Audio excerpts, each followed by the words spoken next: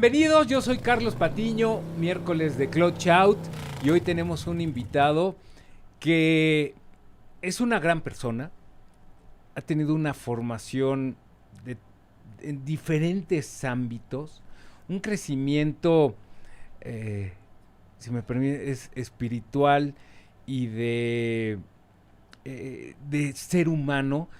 Y les va a encantar esta entrevista, y yo le quiero dar la bienvenida y las gracias a Eric Gallardo por estar con nosotros. Él es director de Motor Training. Eric, bienvenido. Por fin, Charlie, amigo. por fin, después de tantas veces, tu agenda que está saturada. No, bueno, la tuya. Sí. Este programa lo teníamos programado hace muchos meses. Como 5 sesiones o muchos meses. Has venido, no se ha podido hacer, Sí, pero ya estamos. Así es. Dicen que las cosas tienen que ser cuando tienen que ser. Exacto. Ni antes ni después, aunque las forces, van a ser cuando tengan que ser. Todo se acomoda. Así es. Todo se acomoda. Bienvenido. Muchas gracias, Charlie. Oye, Eric, pues, eres piloto profesional de autos y motos. Sí. Eres entrenador, coach en temas de autos y motos. Correcto. Tienes tu empresa Motor Training, que se dedica a hacer eventos, les da servicio a varias armadoras de autos, a varias marcas de motocicletas. Correcto. Das cursos. También. Todo en el tema aceite, gasolina, llantas, motores. Correcto. ¿Cómo nace tu afición? Porque también tu hermano está también en esto. O sea, ¿qué es tradición familiar? ¿Tu papá, tu mamá, alguien estaba en esto? Pues formamos Motor Training por necesidad. Vimos que durante muchos años mucha gente cercana se lastimó en la moto, primos o amigos, y de alguna forma desarrollamos un esquema de aprendizaje para que la gente deje de lastimarse. O sea, seguridad. Por poner un ejemplo, o sea, un alemán o un italiano no haría motos si fueran tan inseguras. El tema es nada más cómo entender cómo ocuparlas, cómo usarlas. Uh-huh. Y no abusar. Exacto, no abusar. Abusar donde se puede. Uh-huh. Porque si te metes en una pista de motocross, ni modo que no abuses. Uh-huh. O subiendo una montaña en el enduro, ni modo que no abuses de la tracción. O en la pista, en un circuito de asfalto, ni modo que no abuses del acelerador. Uh-huh. Claro que hay abuso, o no abuso, sino más bien encontrar rebasar el límite, pero en total dominio. Okay. Lo que siempre recomendamos es que fuera de la pista o fuera de un entorno seguro, pues no, en la calle o en la carretera, pues no rebases esos límites. Porque nunca vas a tener control. Bueno, no se tiene el control, pero estás en un entorno, como bien dices, que no está controlado. Exacto. Que puede ser en una pista. Exacto, y tienes la barrera de contención que te puede cortar una pierna, y tienes el camión que viene detrás de ti que te puede pasar por encima. O sea, hay muchas cosas que hay que pensar. Y siempre le preguntamos a motociclistas a los que les damos cursos, o sea, ¿tú quieres andar en moto o quieres ser motociclista? Y para ser motociclista se tiene que llenar cierto protocolo. Y ahora, ¿quieres ser motociclista viejo? Hay que pensar. Uh-huh. Y esto nos lleva a que el motociclista es en realidad un estado de pensamiento. O sea, tú tienes que, de acuerdo a la disciplina que practicas del motociclismo, tú tienes que tener un estado de pensamiento. Y este estado de pensamiento, por ejemplo, hay endureros muy buenos, o sea, los que practican el deporte de tierra, uh-huh, que tienen mucho motocontrol, porque todo el tiempo están en pérdida de adherencia. Okay. Pero cuando salen a la calle, pasan por alto muchísimas cosas, porque es diferente ser automovilista que motociclista. Uh-huh. Y entonces en esta confianza donde hay este motocontrol por estar en la tierra, los lleva a cometer errores, siendo que fueron, a lo mejor tienen 30 años siendo motociclistas. ¿Mucha confianza? Sí, mucha confianza en que pueden dominar la máquina, pero el entorno es muy diferente. La forma en cómo se comporta el asfalto, la forma en cómo se comportan los demás motociclistas o los demás automovilistas. Nuestra jungla está mal armada vialmente, ¿no? Sí, claro. Oye, a ver, pero ¿hace cuánto haces Motor Training? Tú ya, ¿hace cuánto eres motociclista tú, Eric? Bueno, yo empecé a los 5 años en una moto pony, que no era mía, era de un unos primos, Ujú. la Moto Pony de Carabela, Ujú. que curiosamente hoy tengo una que me regalaron Sí. mis hijas, una Ujú. 1978, azul, no es amarilla, pero a los 5 años empecé. Y en esa misma moto me caí y rompí un casco, o sea, tuve un accidente en esa moto, entonces mis papás de alguna forma Pero traías casco. Sí, sí, sí. Mira, qué importante. Exacto. Y ahorita vamos a hablar de todo el Ujú. equipo de seguridad y de cada pieza del cuerpo que no esté protegida, se va. Ujú. Entonces, pues mis papás salieron con todas estas frases ya conocidas de Ujú. mejor una pistola que una moto, es un ataúd con ruedas, todo ese tema. Y lo fui haciendo a escondidas durante mucho tiempo. Y O sea, te enamoraste. sí, o Te sea, subiste y dijiste, ya de aquí soy. sí. O sea, siempre tuve, desde que tengo memoria, tengo amor por las ruedas, la gasolina y demás. No, Ok. no sé en qué momento, pero Ujú. no tengo un espacio de mi vida pensando en otra cosa o en otro hobby o en otra actividad que no sea el tema motor. Ok. Pero me alejaron de la moto. Entonces, sí con los coches y con los karts y empecé a correr con los karts, pero las motos eran prohibidas hasta que, como te digo, lo hice a escondidas. Ahí fue donde me di cuenta lo peligroso que era, lo lastimoso que fue para muchas personas. Y cuando lo empecé ya a hacer correctamente, Ujú. estoy hablando por ahí de, no sé, del 99. Ok. Trabajé para otra empresa que se dedica también a todo este tema de cursos y todo este tema de generación de productos y de pruebas para la industria automotriz. Después nos separamos y cuando formé con mi hermano Motor Training, incluso arrancamos con Ernesto Bechtold, justamente, que también lo conoces, Ya, Ernesto sí, ya Bechtold. estuvo aquí. Exacto. Y después Ernesto salió, pero nuestra idea principal o la filosofía era desarrollar algo para que la gente no se lastimara. Y es precisamente desarrollar este estado de pensamiento para que la gente pueda ocupar la maquinaria sin lastimarse. O sea, al ser tú un motociclista a escondidas de tu familia, y así habíamos muchos, te fuiste dando cuenta de del peligro que puede ser ser a escondidas, que no estén enterados, porque no puedes llegar con un casco a tu casa o con una chamarra de motociclista, con este tipo de protecciones, ¿no? Porque te van a decir, ya estás en el tema de las motos. Entonces eso te lleva a hacer otras tonterías. Correcto.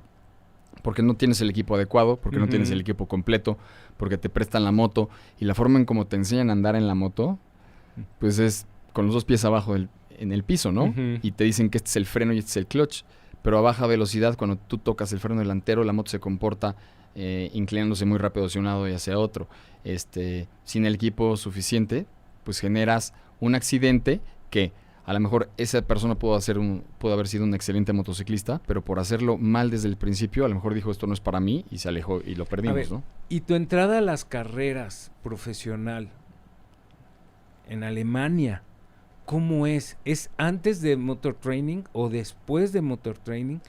Porque pues de ser un motociclista que no tenía el permiso de su papá o que estaba haciéndolo a escondidas, a ser un piloto profesional, ¿dónde viene ese cambio y entras a este otro mundo? Motor Training ya fue reciente, tiene 12 años Motor Training, pero en el pasado, pues muy joven empecé a correr karting, pasé por varias categorías de karts, pasé por diferentes categorías de autos turismo como la Clio Cup, los Renault estos que tienen caja secuencial, corrí la Mustang, me subí a algunas carreras de las pickup trucks, de las NASCAR trucks, perdón. Hice varias cosas del automovilismo, pero Motor Training fue después. Dices, recientemente. El tema de las motos, que también te vas claro. a Alemania. Eso fue, sí, finales de los 90s, principios de los 2000. Empecé a trabajar con BMW y fui a hacer varias cosas en De hecho, en eres Europa. un piloto certificado sí. en el tema BMW. Sí, tenemos todas las certificaciones que hay en cualquier tipo de curso de motociclista o de automovilista en Alemania por BMW. Tenemos esa certificación de cursos de seguridad, de enduro, de pista, de cursos de pista expertos, de avanzados, y estuvimos en diferentes pistas como Nürburgring, Hockenheim, Salzburgring en Austria. Pasamos por muchos temas de esos. Pensé que decías de lo de automovilismo, pero ya fue reciente, Nürburgring y Spa-Francorchamps. Ya después fue más reciente. Más reciente. Pero sí, toda esta certificación de BMW la obtuvimos en los principios de los 2000. Hoy ya tenemos la certificación de Ducati y de otras diferentes marcas. Pero así fue como nos fuimos ensamblando en el tema de seguridad. A ver, muchos que nos pueden estar escuchando, ¿y para qué quieres tantas certificaciones? O sea, ¿de qué te sirven? Si hay muchos aquí que no quieren certificarse para sacar la licencia, ahora pues han de decir, pues, ¿para qué quiero la de Ducati, la de BMW? Porque muchos tienen sus certificaciones in-house, digamos, claro. O sea, te las da estas empresas. Pero eso te ha ayudado a ti a desarrollar, vamos a entrar después al tema de los cursos, ¿no? Sí. Que das. Sí, son dos beneficios al estar certificado. Una, que ampara el que tienes el conocimiento de. Y esa es una problemática grande que tenemos en México, ¿no? Tú vas y puedes pagar por una licencia, pero nadie te avala si sabes manejar correctamente una moto de cierta cilindrada. Es como ser doctor o no ser doctor y llegar y pedir, igual así como llegas en Mega Comercial Mexicana y, oye, me da una licencia de neurocirujano porque quiero operar una cabeza el jueves, y te la dan. Ya, paga. Y entonces pagas 700 pesos por una licencia de neurocirujano. ¿Sabes realmente operar una cabeza? No lo sabemos. Y esa es la problemática que tenemos en México, y por eso es que queríamos certificar a la gente pasando por un estudio de que realmente saben operar cierta maquinaria. Sí, es lo mismo que un arma.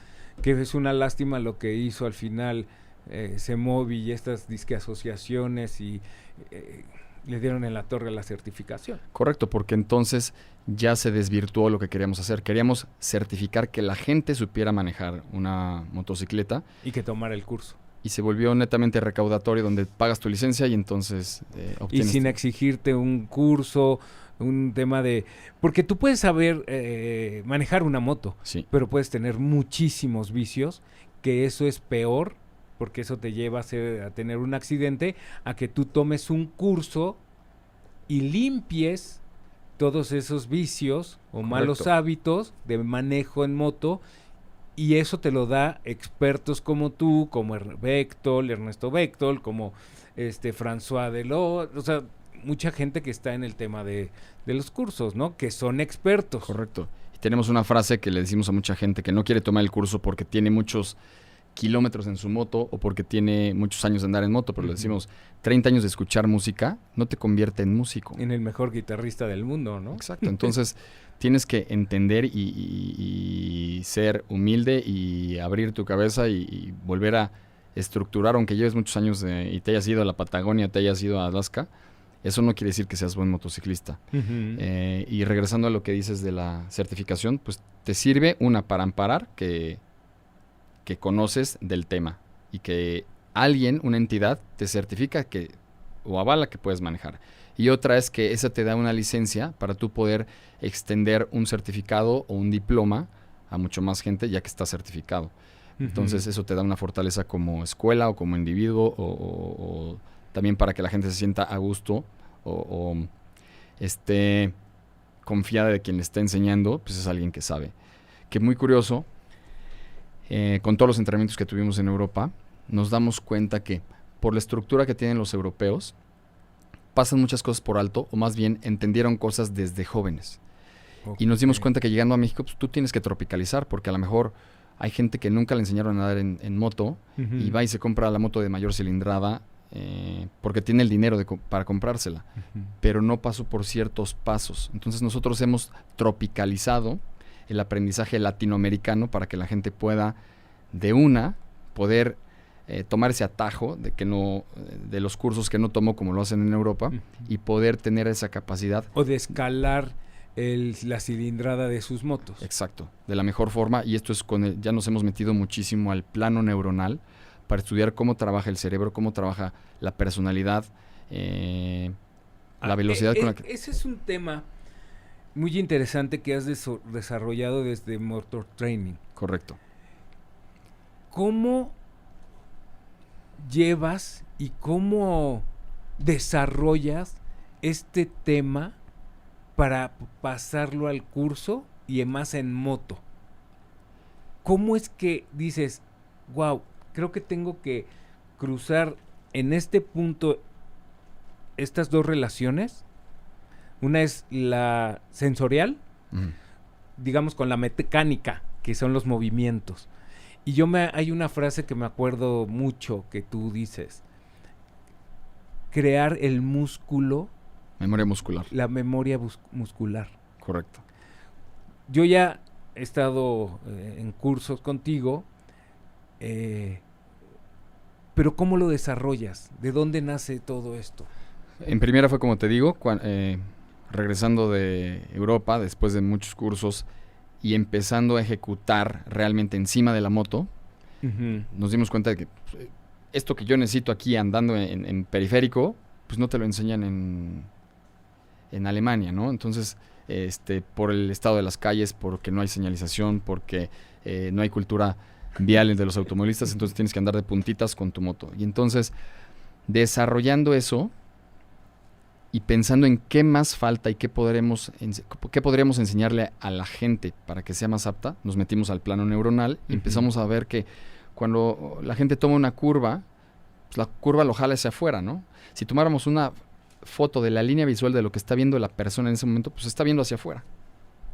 Y entonces, ¿qué pasa? Que el ojo le dice al cerebro que ejecute el comando con tal fuerza, movimiento, dirección para llevarlo a donde está viendo, y está viendo afuera. O está viendo el árbol, o el acotamiento, o la tierra suelta de la orilla del camino. Tu cerebro, para protegerte, te pone en alerta esas cosas. Exacto. Y te dice, chécate el árbol, chécate esto, chécate. Y si siente el cuerpo que te vas a caer, ¿la reacción es diferente?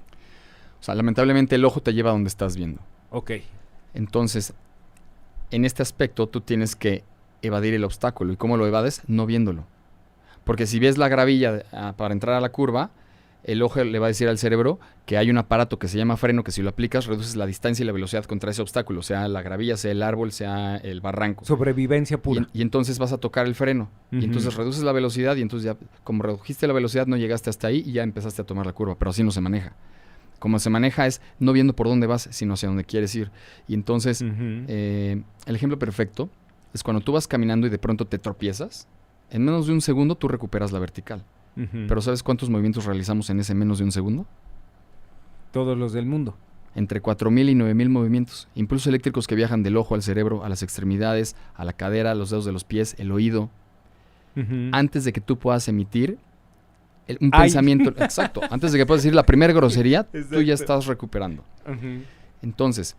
Sí, después de que te pasa algo así, dices, ¡ay, güey! Pero ya después, ya que estás... Sí, ya que lo recuperaste. Ya que estás seguro. Exacto. Entonces, y esa arma mortal que podemos todos aprender a ocupar, la tenemos todos al alcance y es a través de los ojos. Entonces, lo más complejo que hay que hacer es darle la instrucción al cerebro de voltea para ver por dónde cabes o hacia dónde tienes que ir. Porque siempre que ves el obstáculo, pues está la vaca o está el tráiler y pues, nada más te va a dar la instrucción de frenar antes de impactar. En cambio, si el entrenamiento que hacemos es de switchar la mente para empezar a buscar espacios por donde cabes o lugares hacia donde tienes que ir, entre 4.000 y 9.000 movimientos por segundo vas a ir antes de que emitas un pensamiento. Y es por eso que los pilotos de carreras, no es que sean extraterrestres, simplemente entienden esto y utilizan muy bien los ojos y todo parece como que ocurriera en cámara lenta y por eso es que a 300 kilómetros por hora puedes resolver una situación porque estás en este trance y conectado. Enfocado en otra cosa. Estás conectado a los ojos y estás anticipando la vista. No importa qué suceda, tu control de emociones y control mental está enfocado en lo que sigue. O sea, por lo que estás pasando en una carrera, eso ya pasó, eso ya es viejo. Tú tienes que estar pensando en lo que sigue. 1 o 2 curvas en anticipado, anticipar movimientos del piloto que vas a rebasar.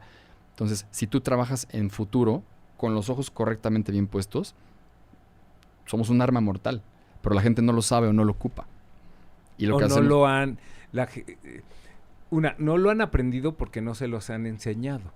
correcto. Así de fácil. Correcto. Y lo que queremos hacer es traer a estos motociclistas y automovilistas al primer mundo de la tecnología neuronal. Existe, ha existido de por vida. Solo queremos transmitírsela lo más fácil posible, lo más práctico posible. Y lo que nos tomaba, hemos generado tanta fluidez en los cursos, que lo que nos tomaba tal vez en entrenar a una persona una semana, ahora lo hacemos en unas horas. Fíjate que yo estuve viendo unos videos de estos, del tema de la certificación que hacen ahí en Seguridad Ciudadana, en CEMOVI, y hay unos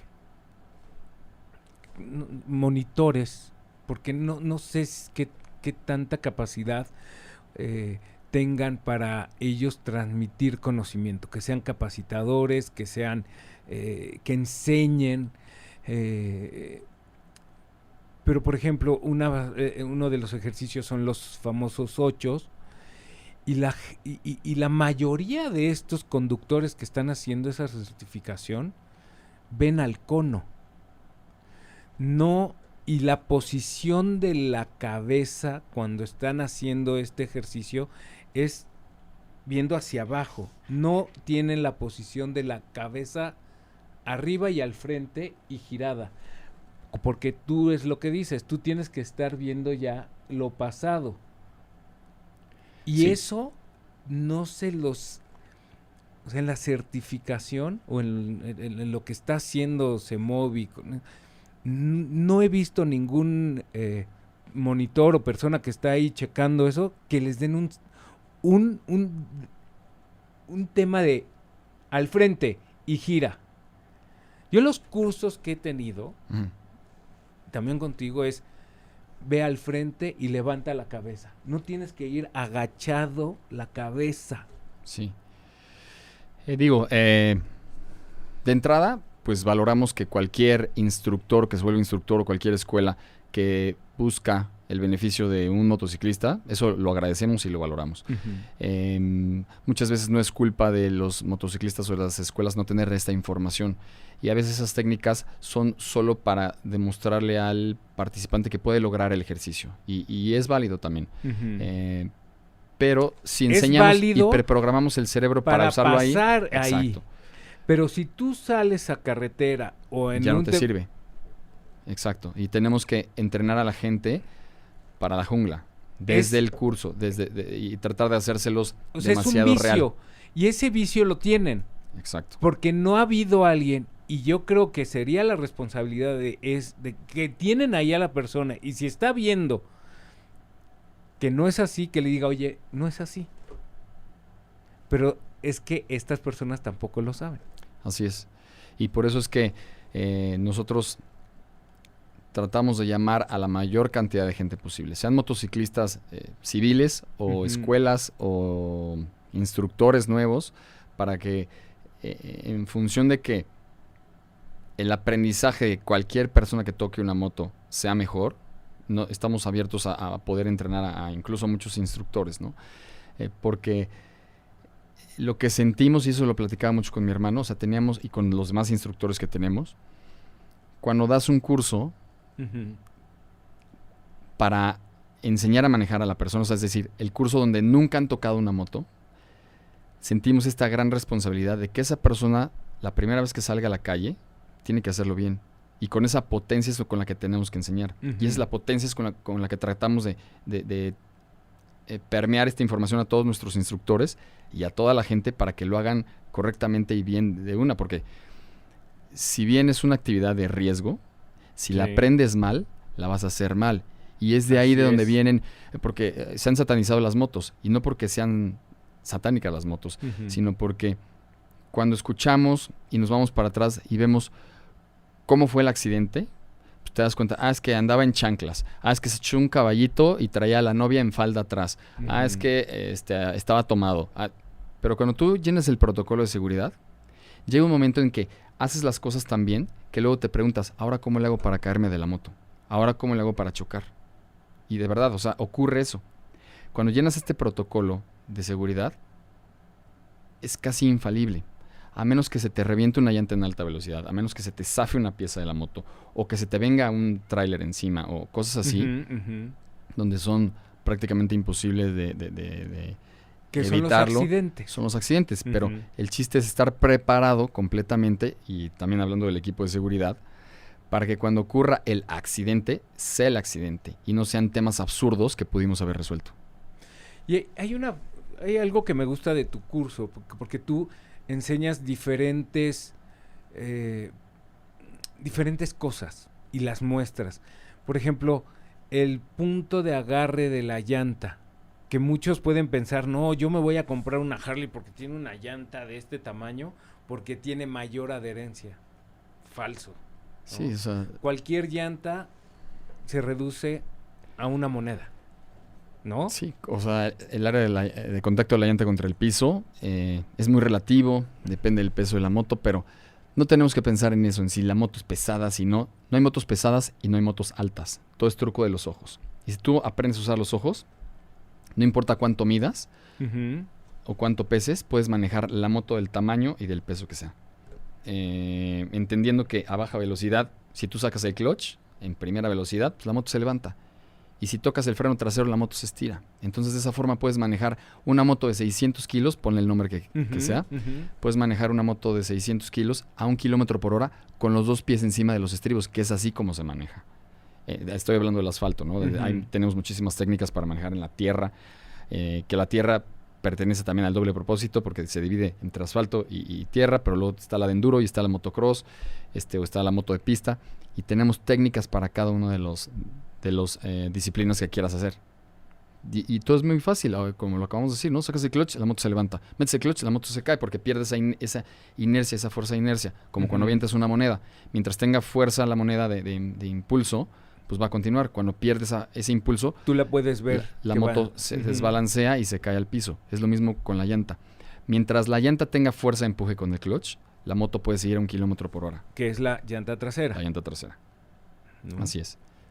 Y cuando tú frenas, obviamente hay un punto que es el error que todo mundo tiene, que con el freno delantero. El freno delantero a baja velocidad. Da vuelta.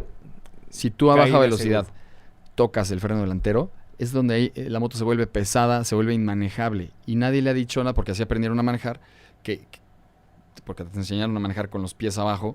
Tocas el freno delantero a baja velocidad, la moto se inclina, se pica y se cae muy fácil o se vuelve muy pesada.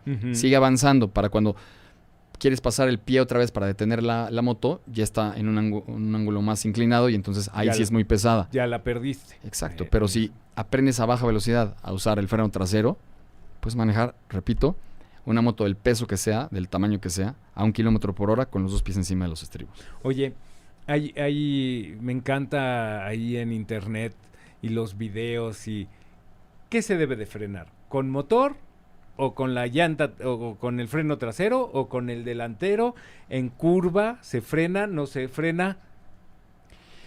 ¿Qué recomiendo? Que no le hagan caso a la mayoría de estos videos que están circulando en internet, porque yo los he visto y de repente hay personas que ya con 3 cursos o porque ya se fueron de aquí a Acapulco, pues ya saben dar tips y te dicen y hacen. ¿Cómo es que conocer estos falsos profetas? Difícil de reconocerlo cuando tú no tienes más información que el que te está enseñando, ¿no? Entonces, al que te está enseñando, tú dices, pues él sabe, y por eso es que hay estos falsos profetas. Y en el tema que dices de hacer retrocesos de marcha y frenado con motor, me he metido en muchísima controversia, porque para pelear esta... y yo te lo he cuestionado en los cursos. Exacto, pero debemos de tener cierta información, como el círculo de CAM, que es este círculo increíble, que CAM, un ingeniero alemán, desarrolló para hacernos entender por qué razón y en qué momento se patina una llanta, entendiendo que la llanta sufre fuerzas. Primero el peso, luego la tracción, luego fuerza centrifugal. Eso y nadie el frenado. te enseña, ¿eh? En el curso que tú das, yo ahí lo aprendí. Ok. Ese esquema te da la pauta de entender que no importa qué moto tengas, a sensibilizarte con la técnica de respiración y todo lo que hacemos y la posición y por qué bajar el centro de gravedad. ¿en qué momento te platica la llanta delantera que se está resbalando o la llanta trasera que se está resbalando? Y en las más de las veces es resolvible. Pensando en que eventualmente parte limpia de la llanta va a tocar parte limpia de la superficie y se va a atrapar. Pero en el primer movimiento que hace la moto, la gente se asusta, toca el freno, se pone tiesa, no deja que actúe suspensión o el cuadro de la moto, y es donde la moto... Hablando de las motos que no tienen todos estos sistemas ABS y modos de manejo... Cualquier moto. O sea, cualquier moto pierde adherencia, adelante o atrás. El chiste es aprender a detectar en qué momento está perdiendo adherencia. Y la forma de detectarlo, la más simple, es empatar lo que ves con lo que sientes. Y por eso tienes que estar activo, suelto, para poder sensibilizarte. Y a lo que íbamos es que esta cantidad de información, más mucha otra información que damos en la introducción del curso de seguridad, te da la pauta para entender por qué no tienes que frenar con motor. Es decir, no es que el motor no te frene cuando haces un cambio descendente de marcha. Claro que te frena. Pero la razón por la que tú haces un cambio descendente de marcha, es decir, hacer cambios descendentes... Boom, boom, boom. Exacto.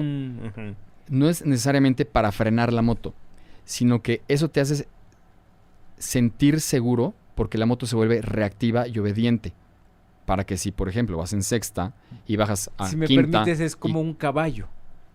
Cuando tú vas montando y lo empiezas a correr o empiezas a frenar, tienes la reacción del caballo. Correcto. En la moto tienes la reacción que tú cambio necesitas inmediato inferior en ese momento. Entonces vas haciendo los cambios hacia abajo para que tú tengas el control de gas. Para que tengas más fuerza. Es decir, al momento de ponerlo, o sea, tienes la fuerza para si salir. tú vas en sexta y la curva requiere de más fuerza para poder trazarla, pues a lo mejor bajas un cambio. Dices, no, ¿quién te lo va a determinar? Los ojos, ¿no? La vista te va a decir, no, pues esta curva a lo mejor baja un cambio. No, otro cambio. Y entonces bajaste hasta cuarta o tercera, porque la moto se vuelve más reactiva y obediente. De tal forma que cuando tú aceleras, la moto obedece en esa dirección. Porque también es malo. Por ejemplo, tú vas en sexta y agarras una curva, al momento de tú meter gas para poder salir de la curva no te va a dar el motor. No va a reaccionar como tú quieres. No tiene la fuerza suficiente para empujarte en dirección de la curva. Vas a tener que hacer el cambio para que salga la moto. Sí, o sea, todo se tiene que hacer previo a tomar la curva. O sea, es preparar la moto. Ya sea que necesites frenar, a lo mejor el ojo te dice, no tienes que frenar, a lo mejor tienes que hacer un cambio, a lo mejor tienes que hacer 2 cambios descendentes, pero lo que voy, de acuerdo a lo que dijiste de frenar con motor, es, tú haces cambios regresivos de marcha solo para que la moto tenga fuerza de empuje. Es decir, antes de llegar a la curva, tú cambias a cuarta, quinta, tercera, quinta, cuarta, tercera, o la marcha que sea, pero para tener fuerza de empuje, no para detener la moto, no para quitarle velocidad. Es irrelevante porque en el 2002 hicimos una prueba precisamente simulando que te quedas sin frenos. Eso lo hicimos en un coche que es prácticamente igual a una moto. En este caso utilizamos un coche de 6 velocidades y a 100 kilómetros por hora simulábamos no tener el pedal de freno. Y entonces, solo con descendencia de marcha, sexta, quinta, cuarta, tercera, segunda, hicimos, claro, varias muestras, pero ¿cuántos metros crees que utilizamos para detener el coche? ¿Los mismos? O sea de sexta a 100 kilómetros por hora, de sexta a primera, que casi se detuviera el coche. Utilizamos casi 1000 metros.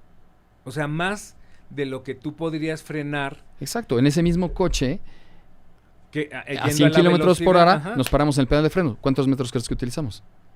35 metros contra casi 1000. No es irrelevante el que tú quieras hacer cambios descendentes de marcha, donde le estás pegando a clutch, le estás pegando a caja de velocidades, le estás pegando a revoluciones, además de que ese frenado es muy elástico, porque no es tan preciso como un pedal de freno.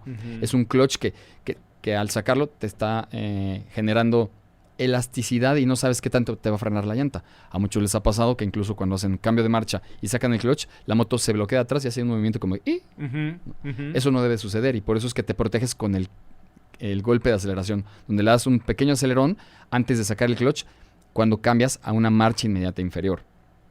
Para que cambies la revolución. Para que la revolución se empate. O sea, tú das el golpe de aceleración para que suban las revoluciones y cuando metiste de cuarta a tercera y sacas el clutch, las revoluciones se empaten en el mismo rango de revoluciones de la marcha inmediata inferior y la moto no se mueva. Entonces realmente no estás frenando. Para frenar, los frenos. y tú haces cambio descendente de marcha para que la moto tenga fuerza para empujar dentro de la curva. No sé si quedó claro. Sí. Pero está muy equivocado el concepto de frenar con motor. Tú en una carrera de moto de coche, te ven frenando con motor, te bajan de ese coche y no vuelves a correr. Así. De ese tamaño es. Porque tú nunca en un coche de carreras o una moto de carreras frenas con el motor. Jamás. Frenas con los frenos. Haces cambio descendente de marcha para que la moto tenga fuerza de empujar. Pensándolo así, un coche de tracción trasera o una moto te empuja en automático, el que sea. Un coche de tracción trasera, cuando haces un cambio descendente de marcha, que tienes fuerza para que te empuje la tracción trasera en dirección de la curva. Cuando un coche es tracción delantera, te jala en dirección de la curva con la cantidad de vuelta que le estás poniendo en el volante. ¿Me explico? Y es así como funciona.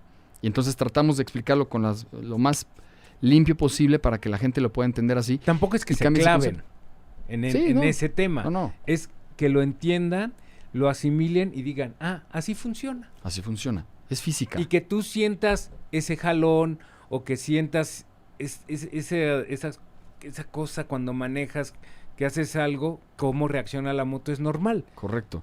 Te aguantas eso. Correcto. Y sigues con lo que viene. Porque nosotros no venimos a decir lo que pensamos, lo que creemos o lo que sentimos. O sea, estamos enfocados en Motor Training en decir lo que es. Cosas que hemos investigado con ingenieros que han desarrollado, nos ha tocado estuve en Alemania con el cuate el equipo que desarrolló el sistema de estabilidad de BMW.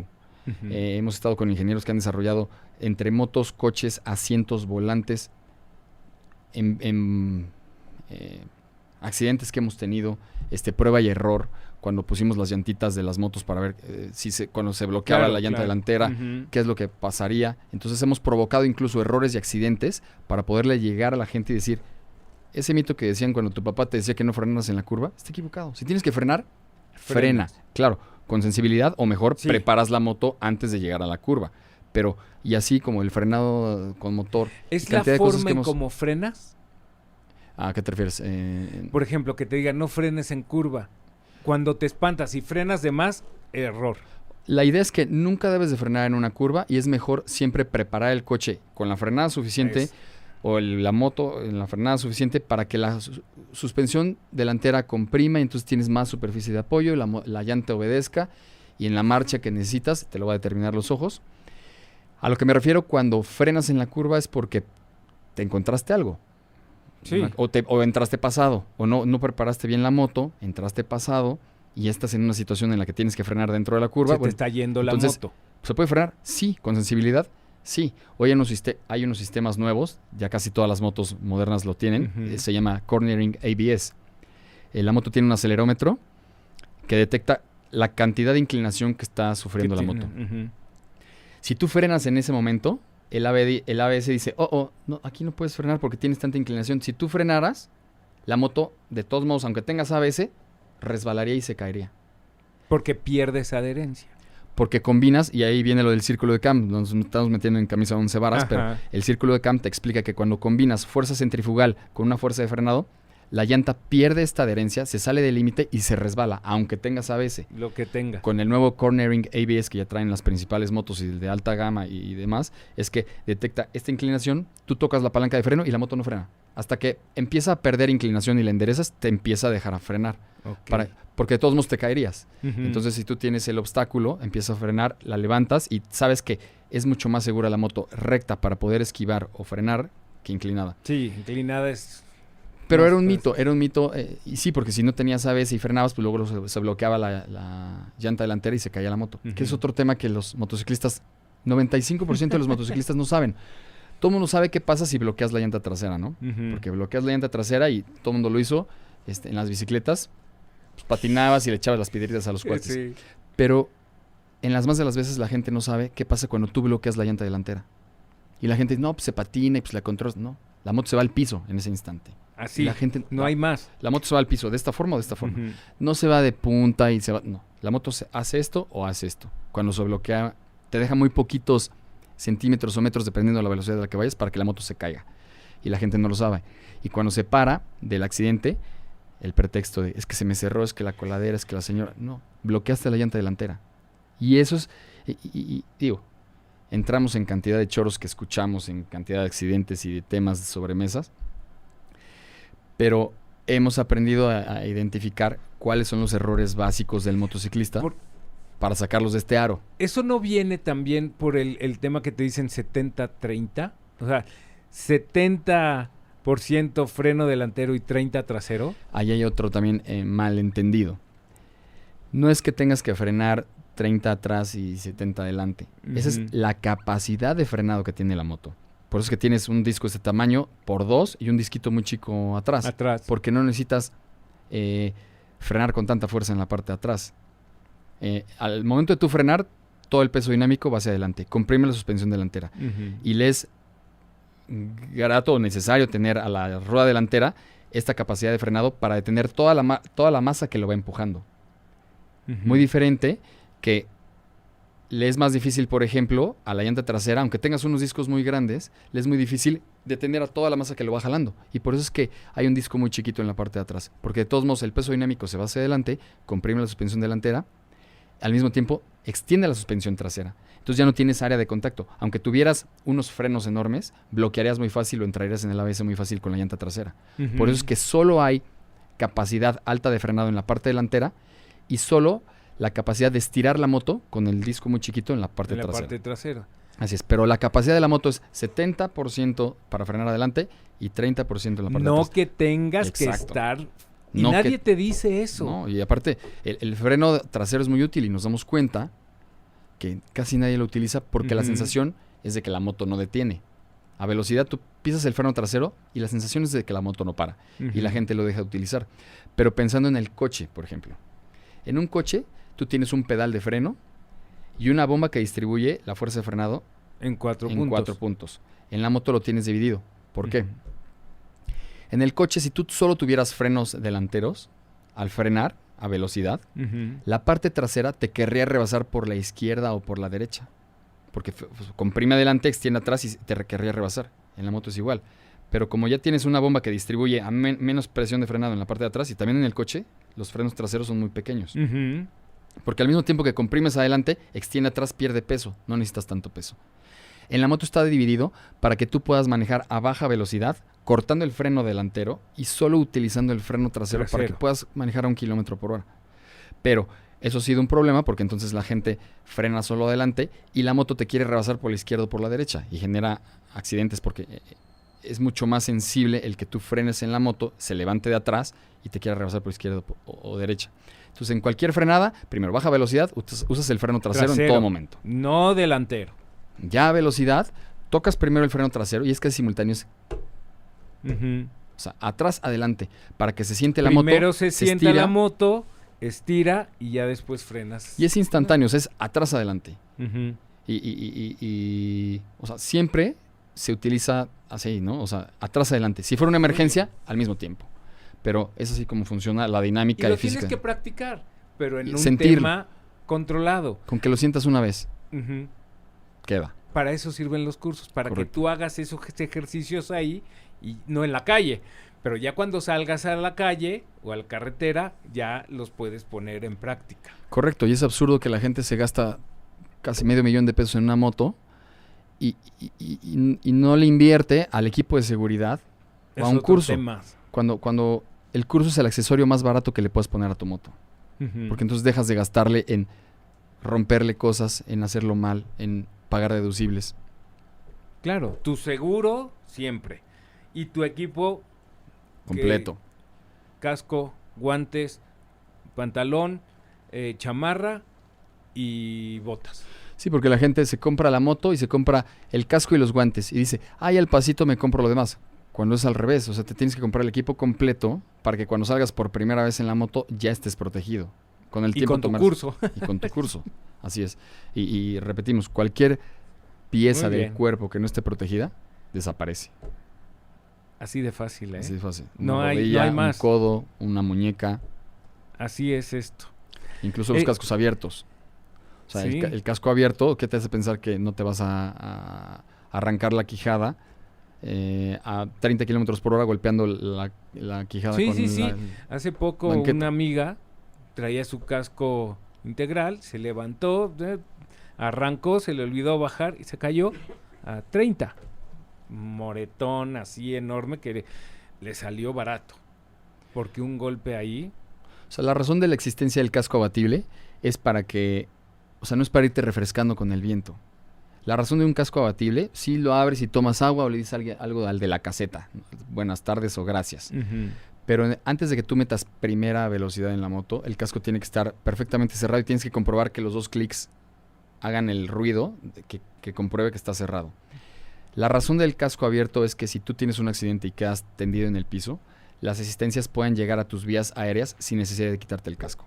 Esa fue la razón por la que se originó el casco No es abierto. otra, es seguridad en ese aspecto. Exacto, y la gente lo ha malentendido y con un casco de una muy buena marca han tenido accidentes gravísimos solo porque lo llevan abierto para que se vea quién se gastó esos tantos miles de pesos en la moto, ¿no? Eric, podemos seguir hablando y hablando.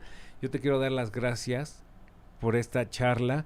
Creo que nos has abierto un mundo nuevo y creo que esa es la razón también muy importante del programa y de tu actividad y de lo que tú haces. ¿Dónde te pueden contactar ahí en Motor Training? Estamos solo por Instagram ahorita en motortraining. Motor.training, así estamos en Instagram, o directamente con eric.gallardo77 en Instagram también. Hoy tenemos ya, ahí. Así es, tenemos otra asociación ya con una nueva, un nuevo autódromo que ya sabrán ustedes, está en la carretera México-Toluca, en el kilómetro 43. ¿Ahí va a haber cursos? Ahí va a haber cursos también y estamos haciendo esta fusión entre México Drive Resort y Motor Training, donde se va a hacer el Academy, así se llama, Academy. Y es el sistema de cursos más avanzado de Latinoamérica. Poniendo toda en práctica todo este conocimiento que has acumulado y que has tenido, el tema sensorial, neurológico, lo van a llevar ahí. Así es. También está este correo de info@academy.com. Ahí puede ver todos los informes que necesiten. Eric, muchas gracias. Muchas gracias, Esta Charlie. es una de muchas pláticas que vamos a tener porque hay muchos temas, hay equipos, cascos, bueno. Cantidad de cosas personales, de vida, de meditación, encima de la moto. Podemos hablar de muchísimas cosas. Ya vamos a platicar de eso. Gracias, Eric. Muchas gracias, Charlie. Amigos, se nos terminó el Clutch Out del día de hoy. Nos escuchamos y nos vemos la siguiente semana. Gracias.